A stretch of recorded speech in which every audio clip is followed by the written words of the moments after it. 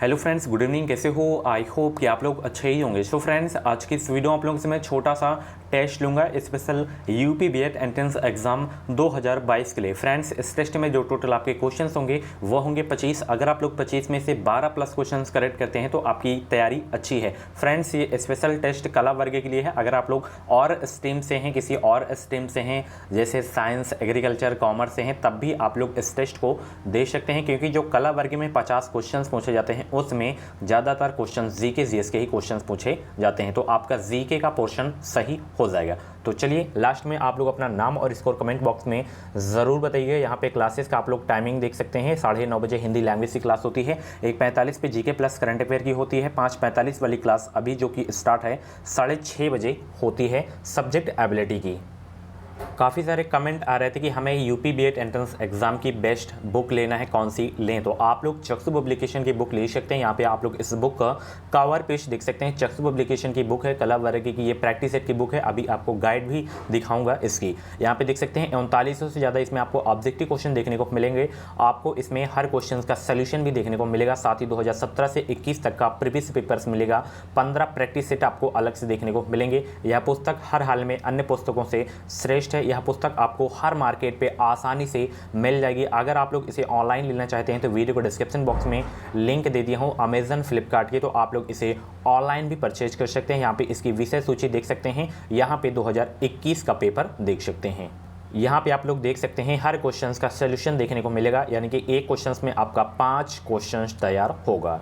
काफ़ी अच्छी बुक है चक्षु पब्लिकेशन की बुक। ये आप लोग देख सकते हैं, इनकी गाइड भी आती है कला वर्ग की। यहाँ पे देख सकते हैं इसमें आपको 2700 से ज़्यादा इंपॉर्टेंट क्वेश्चंस, 5 सॉल्व पेपर 2017 से 21 तक के देखने को मिलेंगे। न्यू पैटर्न पर दोनों पुस्तकें हैं। बहुत ही अच्छी बुक है, ले सकते हैं।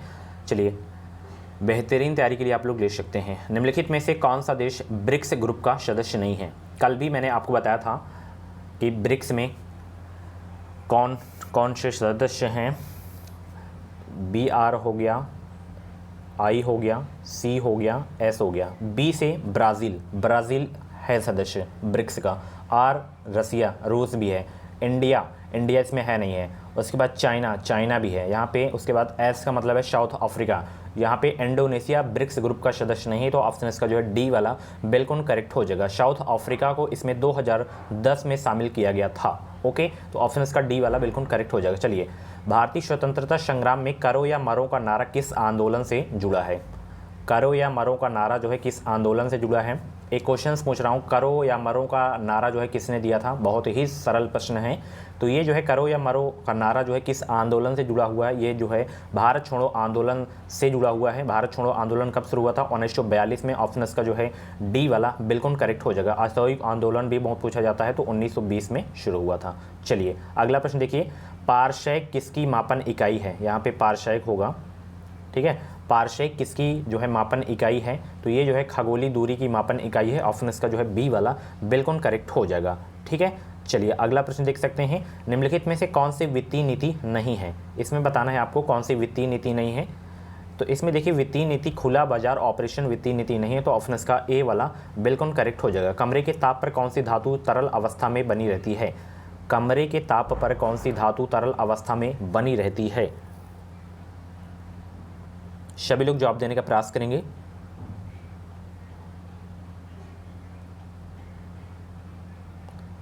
तो कमरे के ताप पर कौन सी धातु तरल अवस्था में बनी रहती है? तो वो बनी रहती है पारा। यहाँ पे पारा होगा, ठीक है। ऑप्शन इसका जो है ए वाला बिल्कुल करेक्ट हो जाएगा। पारा धातु तरल अवस्था में बनी रहती है।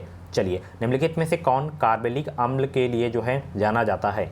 सभी लोग 57 का जवाब देने का प्रयास करेंगे। कार्बोलिक अम्ल के नाम से जाना जाता है कौन?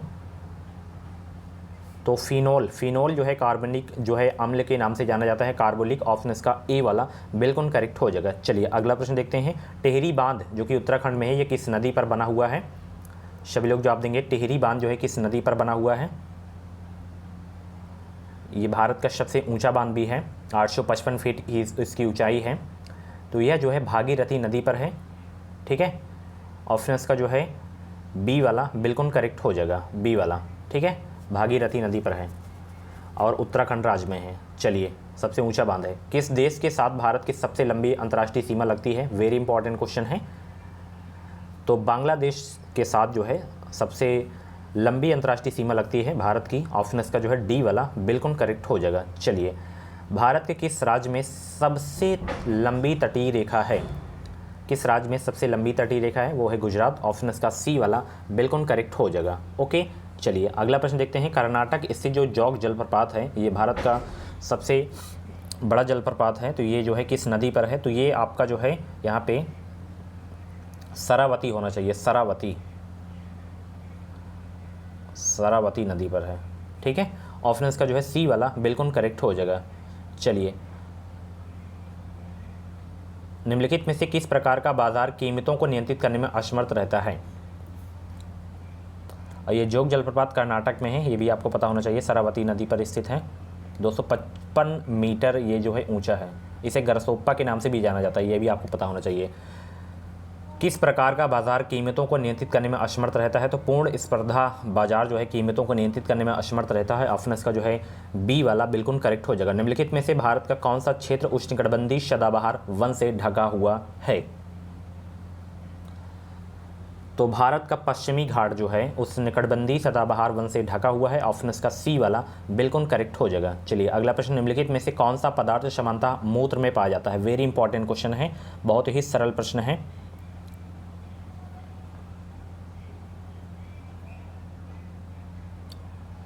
तो क्रिएटिनिन ये जो है सामान्यतः मूत्र में पाया जाता है, ऑप्शन इसका बी वाला बिल्कुल करेक्ट हो जाएगा। चलिए अगला प्रश्न, थाइमस ग्रंथि जिस हार्मोन को पैदा करती है उसे क्या कहते हैं?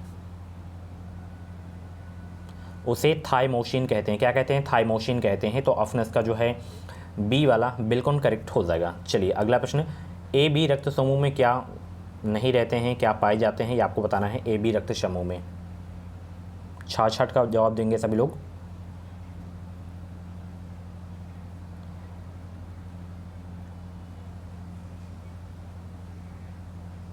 तो एंटीबॉडी नहीं रहते हैं ए बी ब्लड ग्रुप में, ऑप्शन इसका जो है बी वाला बिल्कुल करेक्ट हो जाएगा। चलिए, ऐसा कौन सा विटामिन है जिसकी अत्यधिक मात्रा के सेवन से शरीर में संग्रहित हो जाते हैं और घातक प्रभाव डालते हैं? कौन सा विटामिन है? तो विटामिन ए और डी ऐसा विटामिन है जिसके जो है अत्यधिक मात्रा के सेवन से वे शरीर में संग्रहित हो जाते हैं और घातक प्रभाव डालते हैं। तो विटामिन ए और डी आपको याद रखना है, ऑप्शन इसका जो है डी वाला बिल्कुल करेक्ट हो जाएगा। चलिए, परमाणु प्रस्फोटन किसके द्वारा प्रेरित होता है? परमाणु प्रस्फोटन किसके द्वारा जो है प्रेरित होता है? तो यह प्रेरित होता है अनियंत्रित श्रृंखला अभिक्रिया के कारण, ऑप्शन इसका जो है डी वाला बिल्कुल करेक्ट हो जाएगा। चलिए, प्रकाश की दिशा में होने वाले परिवर्तन की घटना जब एक माध्यम से अन्य माध्यम से होकर गुजरता है क्या कहलाती है? वह कहलाती है अपवर्तन। क्या कहलाती है? अपवर्तन कहलाती है। चलिए, जितने भी लोग क्लास को देख रहे हैं फटाफट वीडियो को लाइक कर देंगे। बीएड की पल पल की अपडेट पाने के लिए आप लोग हमारे चैनल से जुड़े रहें, चैनल को सब्सक्राइब करके बेल आइकन को ऑल पे प्रेस कर लीजिएगा। इस चैनल के माध्यम से आपको निश्चित ही मदद मिलेगी। यह निर्णय कौन लेने का अधिकार किसको है कि बिल मुद्रा बिल है अथवा नहीं? किसको अधिकार है कि बिल मुद्रा बिल है अथवा नहीं है? तो यह अधिकार जो है किसको है? ये लोकसभा के अध्यक्ष को है। ठीक है, ऑप्शन इसका ए वाला बिल्कुल करेक्ट हो जाएगा। चलिए, गैर कानूनी यानी कि असंवैधानिक मुद्रा संग्रहण को नियंत्रित करने के लिए रिजर्व बैंक ऑफ इंडिया ने पोर्टल स्थापित किया है, इसका नाम क्या है?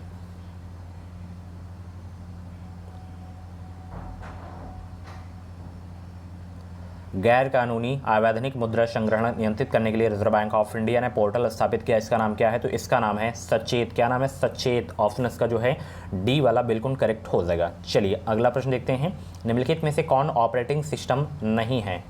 कौन ऑपरेटिंग सिस्टम नहीं है आपको बताना है।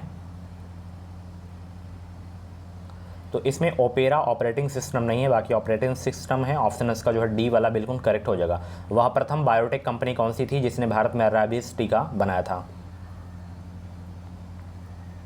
तो भारत बायोटेक कंपनी जो है सबसे पहले भारत में रेबीज टीका बनाया था, ऑप्शन इसका जो है बी वाला बिल्कुल करेक्ट हो जाएगा। चलिए, राज्यपाल के विवेकाधिकार कहाँ पर सीमित हैं? राज्यपाल के विवेकाधिकार जो है कहाँ पर सीमित हैं? या सीमित हैं विधायकों को स्वीकृति देने पर, ऑप्शन इसका जो है डी वाला बिल्कुल करेक्ट हो जाएगा। चलिए, यहीं तक जो है सीमित है। देश का प्रथम विधि अधिकारी कौन है? देश का प्रथम विधि अधिकारी कौन है? तो वो हैं महान्यायवादी। ऑप्शन इसका जो है बी वाला बिल्कुल करेक्ट हो जाएगा। सो फ्रेंड्स, ये थे कला वर्ग के टॉप 25 क्वेश्चंस। इन 25 क्वेश्चंस में से आपके जितने भी क्वेश्चंस करेक्ट हुए हों तो आप लोग अपना नाम और स्कोर कमेंट बॉक्स में ज़रूर बताइएगा। ऐसी ही क्लासेस देखने के लिए आप लोग हमारे चैनल से जुड़े रहें। चैनल को सब्सक्राइब करके बेल आइकन को ऑल पे प्रेस कर लीजिएगा। इस चैनल के माध्यम से आपको निश्चित ही मदद मिलेगी। Thank you.